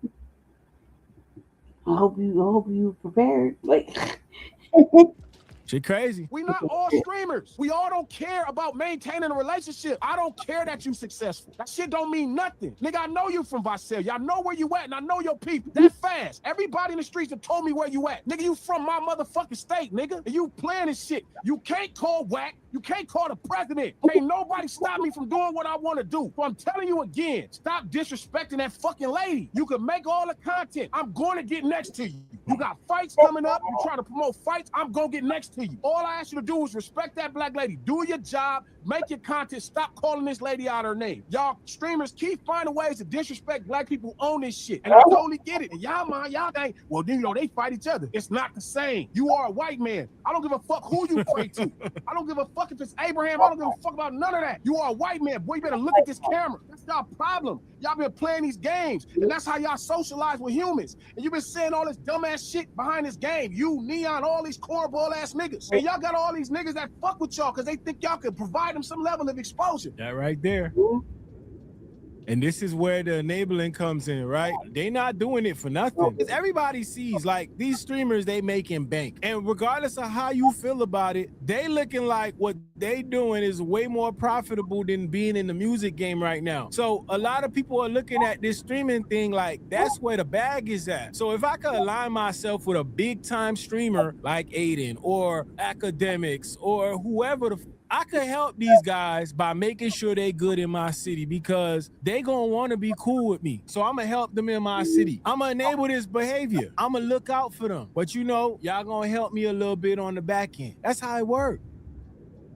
That's how this shit work, man. So it's one of those things where it's like, I help you, you help me, but at the same time, at what? At the detriment of our respect? Wild, man. But they see the bread, and this is why they align themselves. Because I don't care. I don't care. I'm not one of them. You better ask some of these niggas about what I'm on. All I ask you to do is stop calling that lady out her fucking name. Yes, call her Music Mac. That's your job. Do your fucking job. Stop calling this black lady a bitch and all that shit. Because you're making us look crazy. And I'm not with that. That's the difference, bro. You're making content. You got to call another nigga. That's not going to fix the problem, bro. Stop calling this fucking black lady out her fucking name like that. I don't care what Act do. Act is black. That's his own problem he got to deal with. You are a white man. It don't matter your religion. You a fucking white man in this country. You better look in that fucking mirror. I don't care if it's 2025 or 26 or 27. Stop talking about that black lady like that. Whatever you do on the music is fine. You keep calling her bitches, bro. It's gonna be a problem on Olivia's soul, on my life. Hey. Shout out the glasses, man. That's the thing. Like, yeah. At some point, we gotta put an end to that. Like I was talking about that Jen Lee motherfucker, right? I was watching some reels, right? He brought this little young black dude. I don't know, cause it's like an off friend. I mean, I wasn't really paying attention, right? I was watching this motherfucking Jen Lee, right? He over there walking around with other racist white supremacists. You know what I mean? If you wasn't racist and you didn't have that in your bones, you kicking it with these a whole group of off-brand black motherfuckers that are seriously watching you say nigga and shit like it's like going out of style, like that's who you is. And good and goddamn well, you got children by a Mexican bitch. You know what I mean? And you got bread, so you're not like, down bad or nothing. You just whatever. And they hyping you up because they want the bread, but they seriously side-eyeing you like, ugh, this motherfucker right here. And you think because you got a little fight in you that you gonna go ahead and that it's okay, they got you like that. When in reality, we looking at it like, this motherfucker said one more time. Like he just think he ain't. And then we see it on the backside, I'm watching these little short commercials, right? These little reels. This motherfucker on the boat with a racist. With a brother. The brother's like, I can say it because I got an official white card. Whatever, because it's like whatever. Right? And the white man and all these white bitches is disrespecting this brother clearly to his fucking face. But Jen Lee is walking around with cuz and he just shoulder shrugging. And if you wasn't like that, why you know where all the spots is? You left your whole entourage of fucking like 9-10 motherfucking Southern brothers that are sitting there like side-eyeing you, looking at you crazy, but hyping you up at the same time because they know they're just there for the money, right? And then you get motherfuckers are advocating for the motherfucking fade and the cancel, because I definitely was advocating for the fade and the cancel. Like, beat that ass, like fuck you think he is, right? Because it's like no, you're not. First of all, you're not original. Secondly, your music is trash. You know what I mean? And you just rocking off your daddy money and shit. Come on now, stop it. Get some help, you stupid ass. Like really fuck him up. But nah, he over there taking this other dude around, the brother. Like I'm just trying to figure it all out. Asking questions and shit on a boat. One brother on a boat with nothing but white folk. What that really say? That really say, like, cause you just too comfortable. I would never be on a boat with nothing but white folk by myself. Nobody would. Why? Cause are you serious? I don't even have to get into why. Because you think that motherfucking badass redhead motherfucker gonna save this dude's life when it comes down to it? No. Not even a little bit. You got motherfuckers disrespecting him straight to his fucking face. You know what I mean? He's like, whatever. His brother's just like, whatever. It's all good. I'm here with you. We won. No. You ain't won. You know what I mean? And this ad can't slide. Because as motherfuckers like that thought he was a rip to hype him up, right? That brought him out, and that motherfucker thought I'm with my niggas. I'm a nigga. No, you ain't, cuz. No, you ain't. You're the opposite of that. You're fucking, you know where you come from. You know where you come from. You a racist. Fucking white supremacist. I don't give a fuck what anybody says. I don't have to be convinced. I know one when I see one. And your music is trash. And you really not about that. Just because you got a little hands and you feel like you can stand and defend yourself on whatever doesn't mean that you gonna just win every motherfucking fight, especially with a brother. No, I don't think you be fighting the motherfucking weird ones, but not no solid one. I just see you get the fade with a solid brother, so they gonna stand on that shit. You know what I mean? Because just hearing that word is enough to get your motherfucking ass beat. You see what I'm saying? You're throwing in music and you're I'm with my, you know what I mean? No, they ain't with you like that. They with you because you got bread. They with you because they can take something from you. If they really want to, they'll take it. You just giving it up because you try to be like, yeah, generous and shit. Come on, cuz we don't. That generous shit is stupid. You doing it because we make you do it. You have to do it. Stop playing. But I was advocating for that motherfucker's cancellation hard. I was watching them things. I was like, this motherfucker a racist. And you got the audacity to put a brother's life in danger, going into all these motherfucking racist, white supremacist fucking places where there's nothing but motherfucking actual racist bitches too. We're talking about white bitches. You know, that they'll call you the N-word straight to your motherfucking face, walk off and say you did something to them. You did? Nothing but bikers and shit. And then you on a boat with them and you know what I mean? Like, come on. They're like, that's stupid. Really fucking stupid. They got you spending your own money and shit. Nah, no. What are you doing? Like, you must have a death wish or something. That's how I'm looking at this brother. I watched like 9 little reels about that. Like, cuz I'm a fucking racist. And he's trying to pretend he isn't.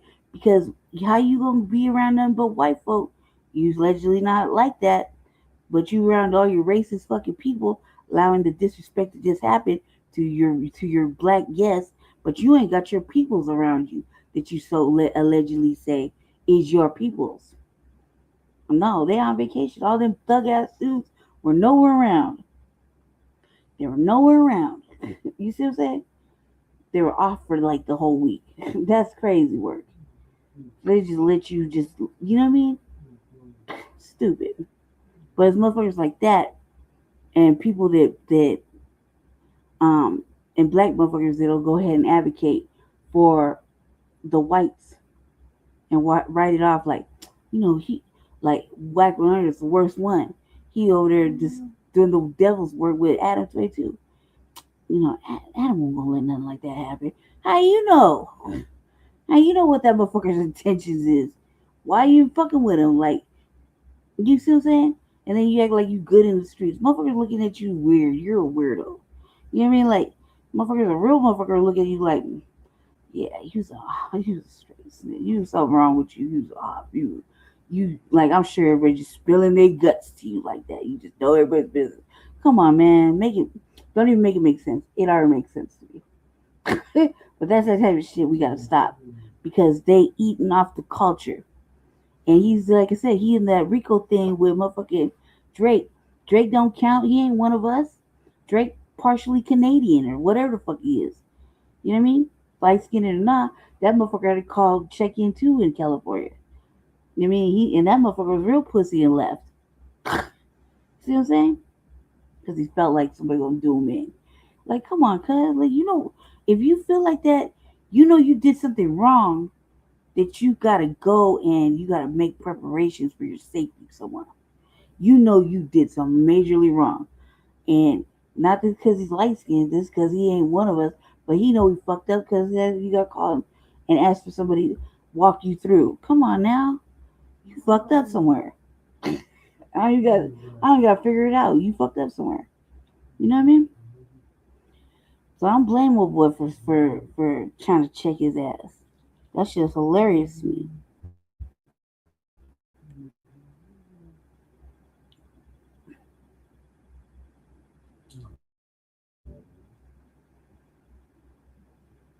Just said, I'm a crip. Ain't no one gonna stop me from doing what I gotta do. That was the best. That made my heart happy. Last one.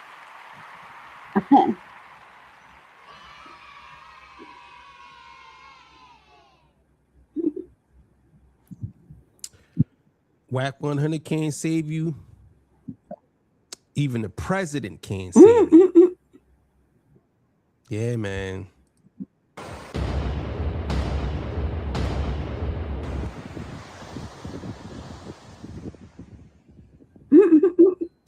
All right, man. Told you so. You know what it is, man. How y'all doing, man? Hope everybody's good. I promise you I wasn't eating no chicken. I promise I wasn't eating no chicken. My lips are greasy because it's cold when I had to put some Vaseline on it. I don't like using chapstick because it makes you. I feel like it makes my lips even more chappy. Is that even a word? Chappy? Chappy. Right. Sound like something from Europe. You're my chap. My Yeah, chappy. I've been rocking with this chap. You know what I'm saying? So I feel like every 5 minutes I got to put it on. Glasses Malone, the gift that keeps on giving hell to Aiden Ross. And Aiden Ross, he deserves everything, man. He deserves what he gets. Talking to Doechii like that, I think that was disgusting. I think a lot of people agree that was disgusting. So Glasses Malone said, I don't care. Matter of fact, you know what? We're going to let him say it himself. That's hilarious. It's still funny. We're going to listen to what he had to say. So before we get into that, you already know what it is. If you want to leave a donation, links on the screen. Thank you for pulling up to the video. I appreciate you. All the beautiful, single, sexy ladies. Let's do that. No, I'm joking. I love you. All the fellas, what up? How y'all doing? I am the king of the north. Let me know what kingdom you from. 25,000 subscribers. I'll be giving away a nice size cash prize. I'm trying to push for next week. Next Friday, I will be trying to do the award ceremony. Hopefully it goes through. And the battle will continue this week, Tuesday. So make sure you're here for that. And yeah, man. So let's get to it, man. This is going to be pretty good. I hope y'all ready. Good morning, good afternoon, good evening to everybody. Let's get it. Let's come courtesy of D. Smith. Let's discuss. Shout out to him. He never shows his face. But either way, shout out to that man. Hey, man. Let's get it, man. You said I got it something. You already know. Came up. Somebody said it at the lunch table, bro. Yeah. When they asked me about dude, they was like, man, and I vocalized what I saw. You know what I mean? Like I when I saw that fucking man calling that lady all these, it no longer mattered who that lady was. It didn't even matter. It's a white man demeaning this black lady. That's what I saw, bro.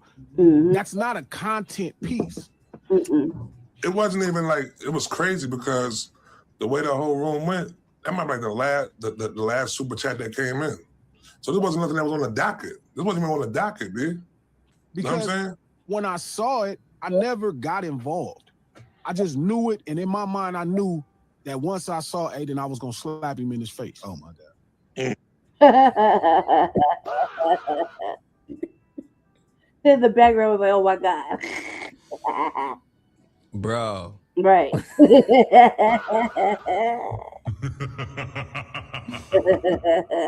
Bro, you slap Aiden Ross, people gonna be like, all right.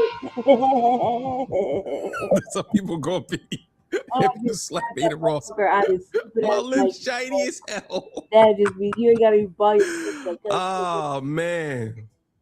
That's just shiny as hell.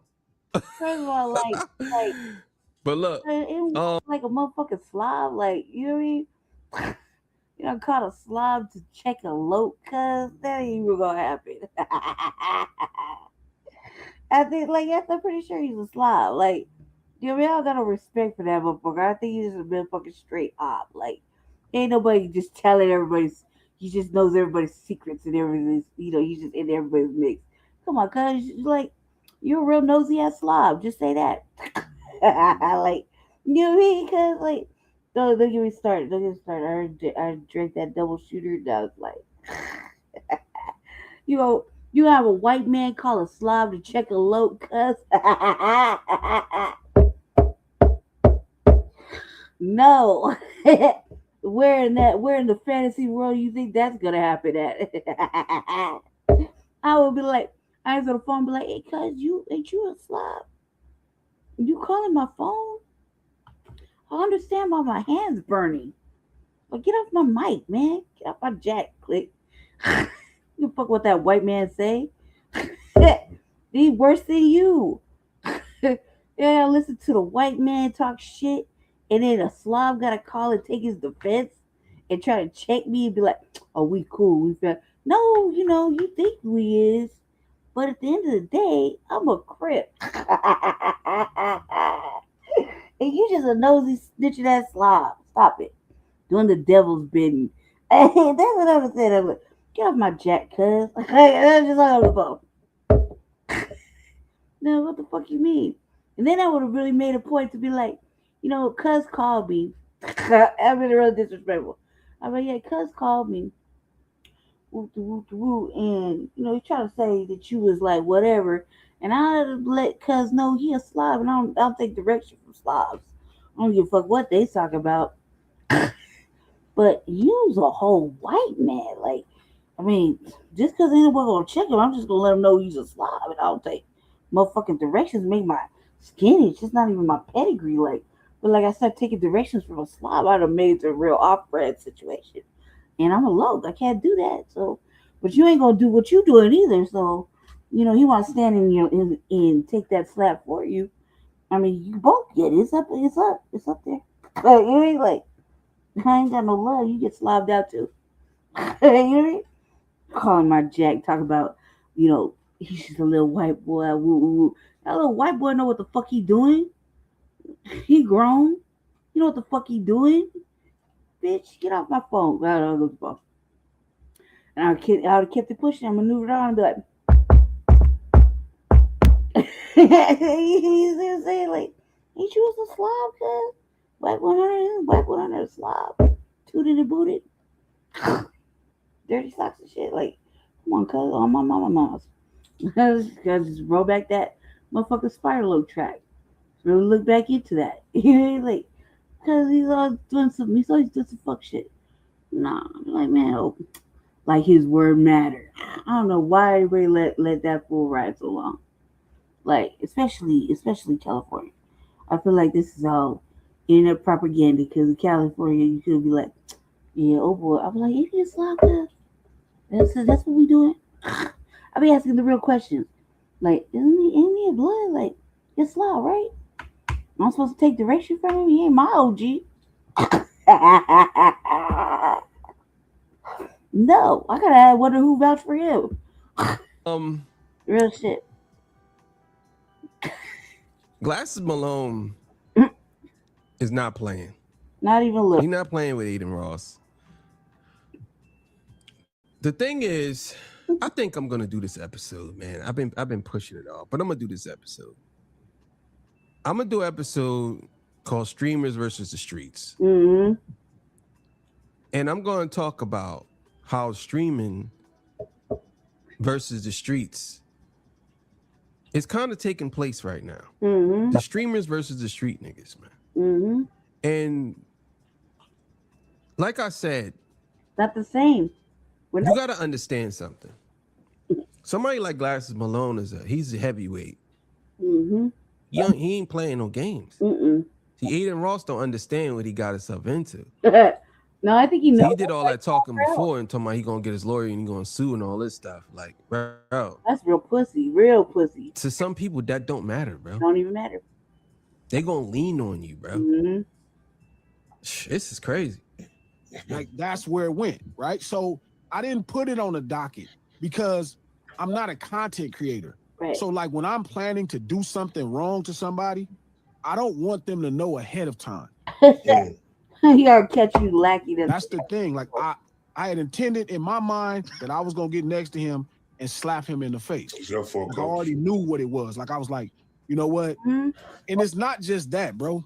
It was last week I saw him talking, right? It's like to some other white man, telling this white man to not apologize to black people for calling them the N-word. Now it don't matter if it was like right there, that right there, like that right there deserves the motherfucker slap, because you just need to choke him out his Nikes, cause on general principle. But that's because they so comfortable, and because there's certain melanin in off-brand melanated individuals that allowed that shit, right? It's like bringing a motherfucker that ain't supposed to be on the block or at the barbecue or at the cookout, bringing that motherfucker around, and just because he could let you slide a little bit, you just, yeah, he cool. No, he ain't. No, he ain't. He shouldn't even be on the block, not even 2 blocks, 3 blocks near. That motherfucker's just all the way white. Okay? So, to the point where, not only did he call for help, he called the wrong type of help, okay? First of all, that's off top. You called the wrong type of help. How you gonna call a slob to deal with a loke? That's off top. You should make better friends. Call a different type of loke. You hear me? To have a discussion. And even then, it still ain't gonna go nowhere. So, motherfucker make their mind up. They make their mind up, right? And everybody and anybody can get touched. It don't matter what the fuck it is. Principle is principle, right? So that's just the way it is. There's principles. There's a moral code and there's principles, right? So you have a whole white man telling another white man not to apologize to black people for disrespecting them and calling us out their race. You know what I mean? So off top, that's a whole separate level of violation. That's a whole separate thing. It's one thing you talking bad about a sister, calling her out her name and shit. It's another thing, regardless of what her music's like or whatever fucking low level, fucking low vibrational white man fucking thought process you got going on. That don't matter at the end of the day, right? That don't matter. You're basically disrespecting black folk, women, and whoever, right? And the fact that you won't. Fact is that, first of all, you just need that good old life check ×2, because you're gonna have to learn to not talk like that. Matter of fact, you're gonna have to learn to stay away from black people, period. Because that culture vulturing, eating off shit is ridiculous. It is ridiculous. And nobody checked it. Nobody fucking ever stopped. Like, that's why Adam 22 gets to walk around fucking off young brothers' lives and shit, giving them a little bread so they can expose their motherfucking certain parts of their lives that they shouldn't have to expose online like that. You know what I mean? For fucking likes and content clicks and fucking, you know what I mean? And then you fuck their life off because you exposed them. You allowed them to get comfortable and expose themselves because you're trying to be relatable or whatever the fuck. And they just need the bread for whatever motherfucking reason because it's hard outside. And you had a little bag to give them, and they're just all of a sudden sitting back chilling, a little smoke, a little drink. All of a sudden, next thing you know, they telling the whole crime history. Next thing you know, motherfucking indictment come down. Next thing you know, they either in prison or somebody did them dirty. You know what I mean? If they don't elevate from that channel, they elevate into some fucking old debaucherous shit, and they doing weird ass shit later. They're no longer like, ooh, well, you thought you was a hard ass motherfucker. Now you just a zest monster. Is that what we really doing? That's what I was asking last year. Remember I was asking last year, like, come on, you making the low so bad. You know what I mean? Just doing that. You know what I mean? One thing you locked down is another thing you out in the open now. Now you outside. Yeah, I mean, there's no excuse for either. Like, stop it. Like, you know what I mean? But now you looking real bad. Got them all looking real fucking weird, right? Then you go just letting randoms just shoot up in your bitch's club like that. Like, this is fucking weird, right? And then they in the vacuum of getting disrespected, and then they think because they on your platform, I'm referring to Adam Twitter. Yeah, now they podcasters and shit. But when they wild the fuck out, like for example, let's say Almighty, wild the fuck out, right? He fired him, but was he provoked? Yeah, you see what I'm saying? But like there's certain motherfuckers that you allowed to just, I mean, you just do too much. You allow that fuck shit to happen, and because Adam 22 thinks that he white and he just know because he's had all kind of lokes and whomever on this motherfucking platform, he think he's safe from the motherfucking get down, and nobody's tested that motherfucking temperature for real, because there's too much security to protect him, and he's white for the fucking complexion for the protection. You see what I'm saying? He's got himself legally covered. So if you fuck up and you wild the fuck out, it just look like angry black man syndrome. I don't know why he wild out. I don't know why he wanted to shoot me. I clutch my pearls. You know what I mean? I guess I'll testify that he's that type of motherfucker. Then you got motherfucking Vlad 22. You go on that motherfucker's platform. He asking you all the motherfucking direct, fucking disrespectful, motherfucking what you call it,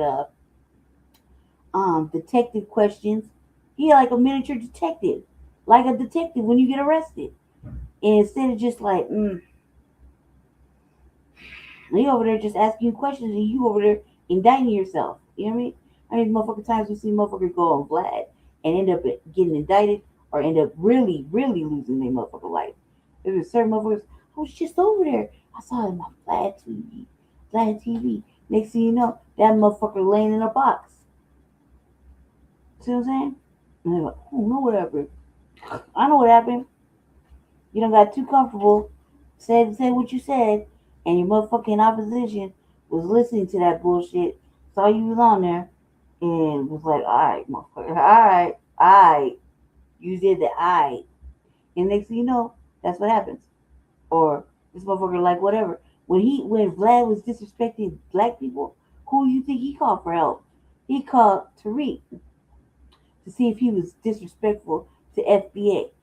And you know what I mean? Like I said, ain't nobody gonna fuck up their bag. We know what it is when somebody has to go over there and sit down and have a discussion. Yeah, you do. But in reality, we're like, stop going on these motherfucking platforms. I don't know why you think their money is better, but black people should not be anywhere near these motherfuckers because those are culture vultures, nigga needers. Real shit. Shout out to Big Ant, our fucking urban politicians. They need us to elevate their shit. So they'll pay for it because they need black people to make them, that's how they eat off the culture. That's it. That's all. It's very simple. Oh, fucking, whatever his name is. He no different. Just because he's hanging out with motherfucking catching a Rico with Drake, he ain't no different than Drake, like them the same color. And he not one of us.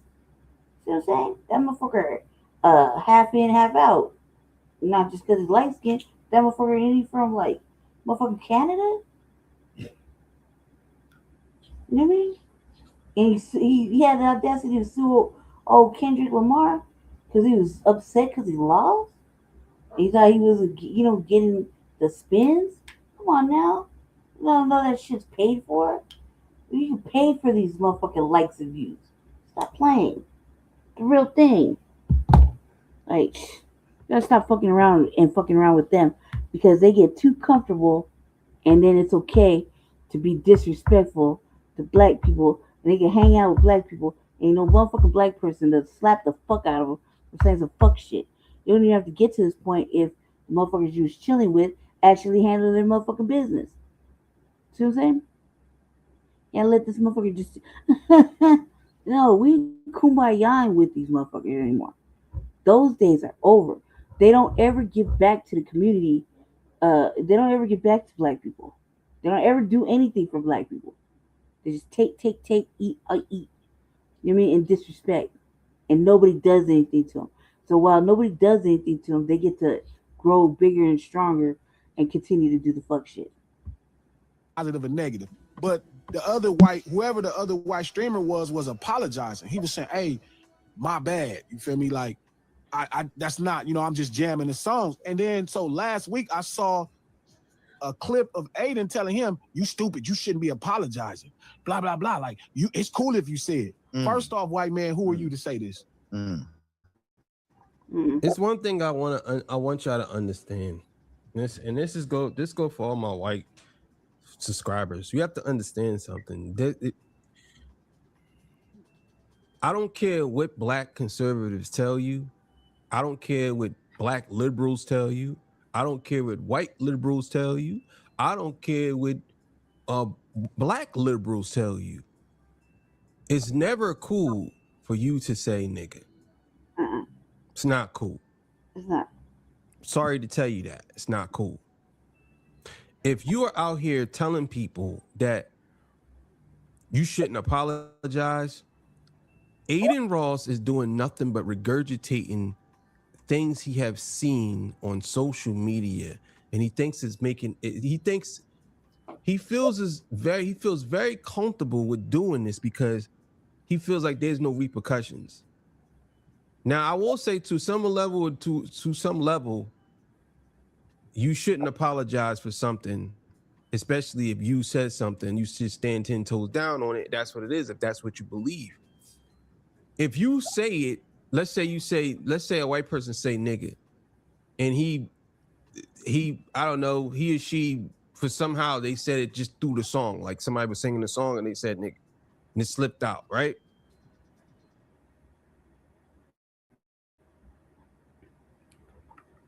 Is it really a slip? Like, is it really? Like, it's not a slip.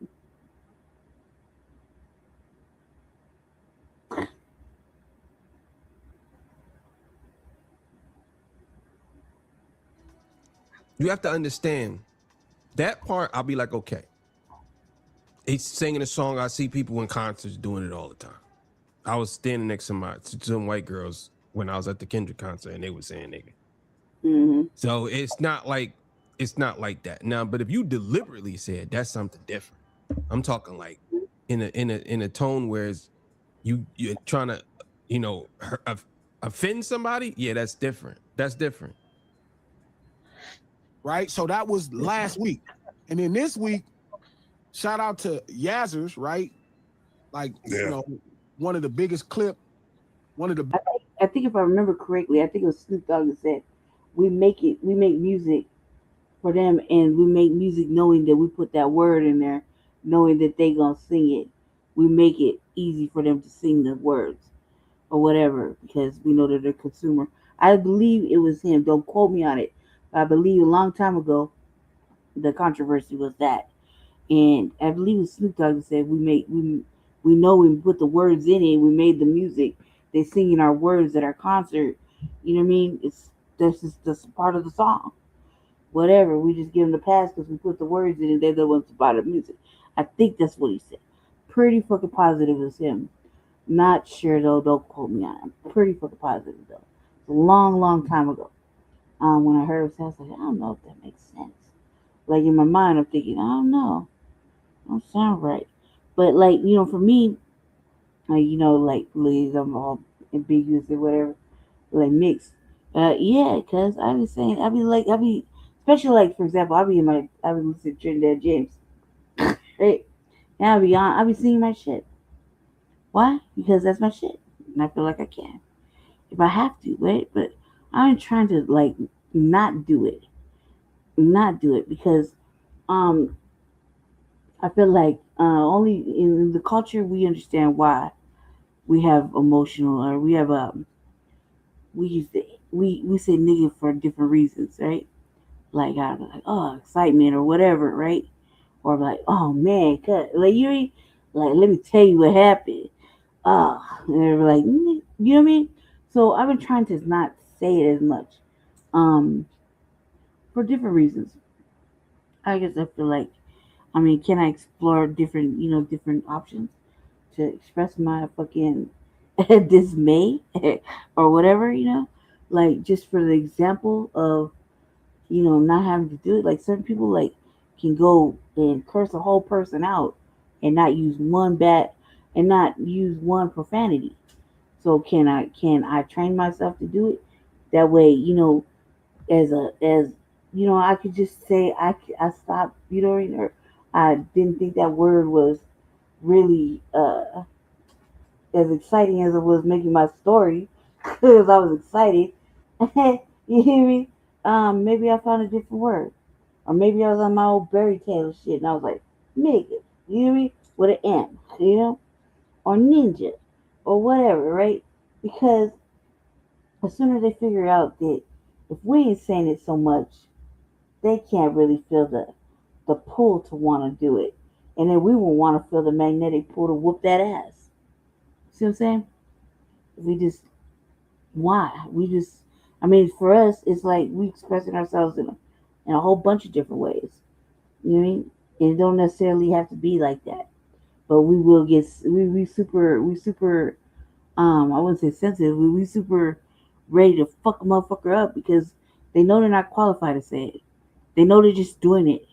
And then fuck a song, cuz fuck a song. At some point, you gotta take responsibility for the fact that you're just too comfortable with it. And I feel like, well, if I can just ease my way out of my comfort, and maybe motherfuckers say I could take it, I could learn from an example. Like for example, my mother, right? My mother, my best friend, and my dude can go and literally hurt a motherfucker's feelings without one fucking word of profanity, right? And I'm like, look here, bitch, woo woo woo, right? Because that's more entertaining for me, right? But they can do it. Why can't I see if I could try to do it just on general principle? Because everybody think I can't do it. What if I just say it? Maybe I can. You know what I mean? Maybe I'll just challenge myself to see. I just like cursing. I like talking like this. Like this, I like being like this. Why? Because I can. Not that I can't do it. I can. You see what I'm saying? Just like being who I am. I like what I am. I like talking how I talk. I am what I am. Right? But because motherfuckers always challenge the challenge you and think that I can't do it, it's a personal challenge now. And I feel like, man, maybe I led myself into that motherfucking burning out. I know good and goddamn well I can fucking not do it.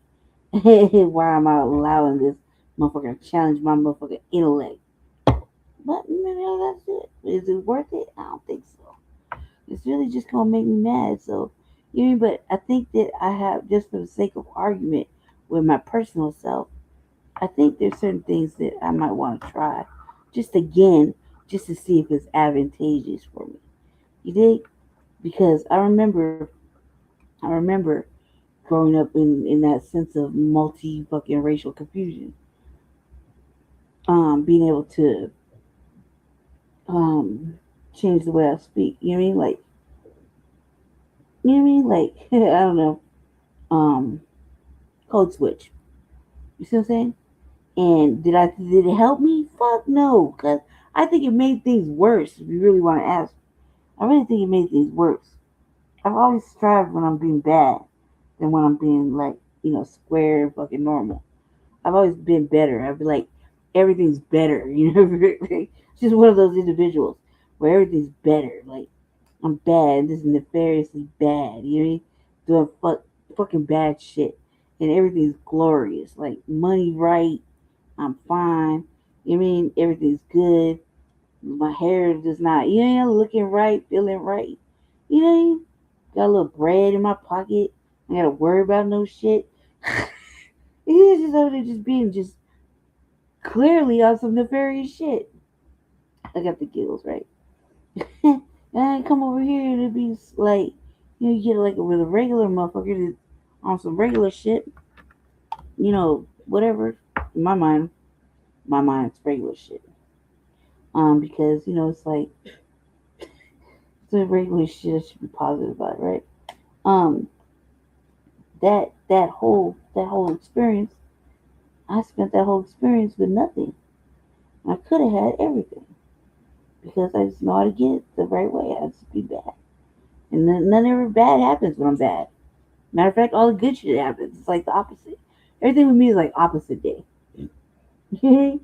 Like I'm bad, shit's right. The world is right. I'm good, the world is all bad.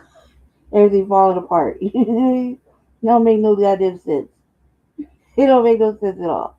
It's weird like that. It to me is that's the way it is. They don't get it. You know what I mean? Like, they're like, you making it look like fun. Ooh, no, motherfucker, I'm just bad. And being bad is right. Just like motherfucker can't, you know, go to sleep at night. They're more active. They're more awake and active. And then they go outside and they fucking, the moonlight activates their melanin. I don't know what that's about, right? I'll be outside all day during the day. When I go outside at night, I get dark. It's weird, right? It's like opposite day. They're etheric beings. That we're different. You're different. I don't know where I got the giggles right now. That's probably because I drank that double sugar. We're gonna finish this up. There I go. But he's right. Biggest clip, platforms on Instagram when it comes to West Coast streams. Not to get mixed up with Brazzers. Yeah, no. Yazzers is the shit, right? And it's a clip, and it's showing this black lady, right? And the black lady just happens to be Doechii, right? And it's this white man, and all I see is a clip of this white man calling her, yeah, this family. You're crazy. Blah, blah, blah. This, this smelly. And crazy. The black dude, is telling him. Now, I think the black dude is being like a dick. You know what I mean? No, we ain't about to even do that. Because when he said it though. Let me finish. Go ahead. I do think it was a disingenuous way that he was saying it. He was trying to be funny. Oh, you gonna talk about that black queen like that? And I thought homie was trying to be funny. So I wasn't tripping off that. But that's still a cue to let you know how this is going to look publicly. You know what I'm saying? Here's your cue. And when the cue came, I mean, that's a fact. That's a fact. Mm-hmm. That's a fact.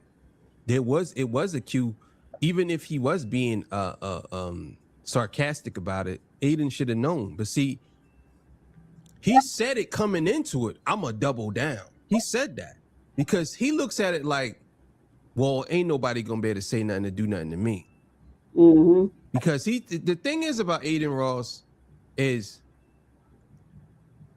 he's a corny punk white boy that wants to be down, and now that he got a little bit of money, he thinks that he can. You gotta understand, people don't care about your money, bro. Mm-hmm. People don't care about none of that. If they gonna get you, they gonna get you, bro. Mm-hmm. Yep, and it's true. And like you fucked around. Now you finna find out, right? If you keep it And up. they will find ways to get you. Mm-hmm. Plenty of people who have more money than you got touched, bro. Right. They're not even here with us no more. Right. You know what I'm saying? If Diddy could get touched, Mm-hmm. Diddy. he doubled down. I don't give a fuck about none of that. Blah, blah, blah. She's sucking and licking balls.